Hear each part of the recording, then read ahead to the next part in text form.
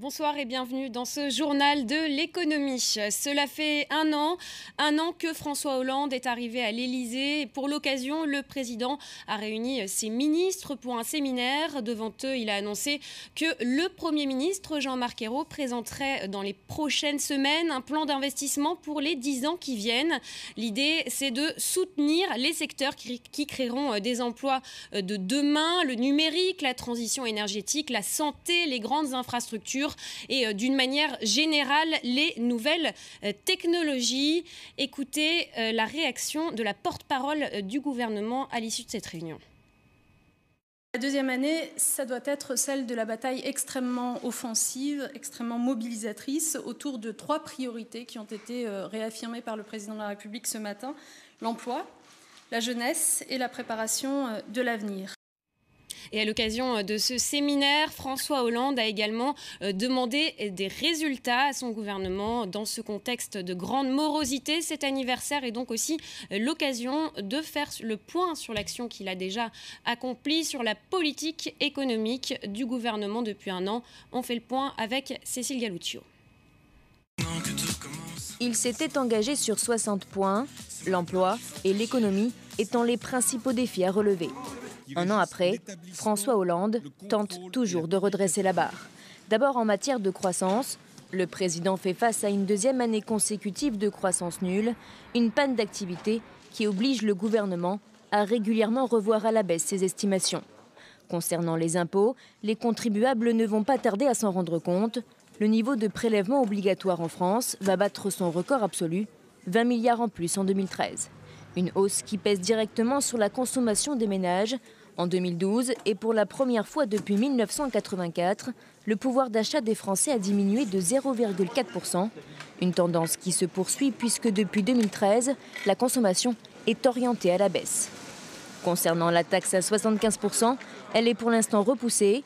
L'objectif de 3% de déficit en 2013 est, lui, abandonné. Une politique qui, pour beaucoup, ne suffira pas à réduire le chômage. On ne voit pas comment, tant qu'on reste dans cette stratégie européenne, comment le chômage pourra baisser malgré tous ces efforts faits par le gouvernement. Donc il y a des réformes qui sont mises en place, mais des réformes qui ne permettront pas ce rebond tant que l'austérité sera aussi démesurée. Et justement, en matière de chômage, la France vient d'enregistrer un nouveau record.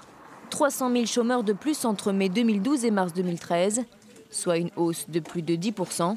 Et cela devrait encore augmenter. Et le ministre de l'économie, Pierre Moscovici, dément tout retour des privatisations pour réaliser des investissements stratégiques. Jean-Marc Ayrault a en effet annoncé hier sa volonté de réduire la participation de l'État dans les entreprises publiques. Au total, l'État, je vous le rappelle, possède des parts dans 12 grandes sociétés cotées en bourse pour la somme de 62 milliards d'euros. Une importante réserve d'argent donc disponible rapidement. Et l'Allemagne, de son côté, appelle la France à poursuivre ses réformes. C'est ce qu'a déclaré le ministre allemand des Finances, Wolfgang Schäuble, au journal Les Échos. La France ne doit pas abandonner ce chemin, malgré le sursis octroyé vendredi par Bruxelles pour réduire ses déficits publics. Et on reste en Europe, direction Madrid. Enrico Letta, le nouveau chef du gouvernement italien, a rencontré aujourd'hui le chef du gouvernement espagnol, Mariano Rajoy. Après Berlin, Paris et Bruxelles, Madrid est une nouvelle étape pour Enrico Letta. Il tente en effet de convaincre les gouvernements européens d'abandonner le tout austérité. Une austérité qui plombe la croissance. L'Institut italien de statistique revoit sa prévision à la baisse. Le PIB italien sera en récession cette année. Il devrait encore se contracter de 1,4%. Et petite amélioration sur le front de l'emploi en Espagne. Le nombre de chômeurs a en effet reculé de 0,91%, soit un peu plus de 46 000 demandeurs d'emploi en moins au mois d'avril. Au total, près de 5 millions d'Espagnols étaient enregistrés comme chômeurs. C'est le début de la saison touristique qui a permis cette petite embellie sur le plan de l'emploi. On fait un point sur les marchés européens. Le CAC 40 termine en petite baisse aujourd'hui, un moins 0,15%. Le DAX à Francfort, de son côté, recule de 0,13%. Et à noter que la bourse de Londres est fermée pour cause de jours fériés. Des marchés qui commencent une semaine sans entrain, alors que très peu d'indicateurs macroéconomiques figurent à l'agenda cette semaine.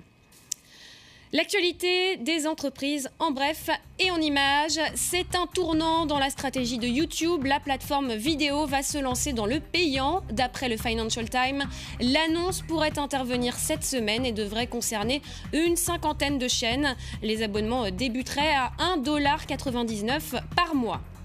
Ça va mieux pour Toyota qui a retrouvé sa profitabilité d'avant-crise. Selon la presse japonaise, le constructeur automobile annoncera mercredi avoir multiplié son bénéfice d'exploitation par 4 au cours de l'exercice 2012-2013 à environ 10 milliards d'euros.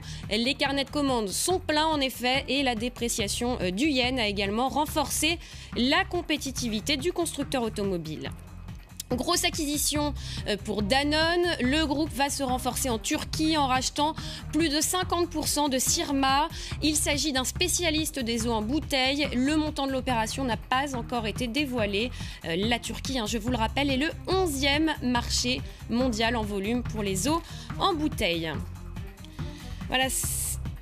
Les déboires du Dreamliner de Boeing font le bonheur d'Airbus. Qatar Airways est en effet en train de négocier 10 à 15 Airbus A330. La compagnie qatari se tourne finalement vers l'avionneur européen car l'immobilisation au sol du 787 de Boeing après 2 incidents impliquant des batteries a entraîné des retards de commande. Voilà, c'est la fin de ce journal. Merci de nous avoir suivis. À tout de suite pour d'autres infos sur France 24.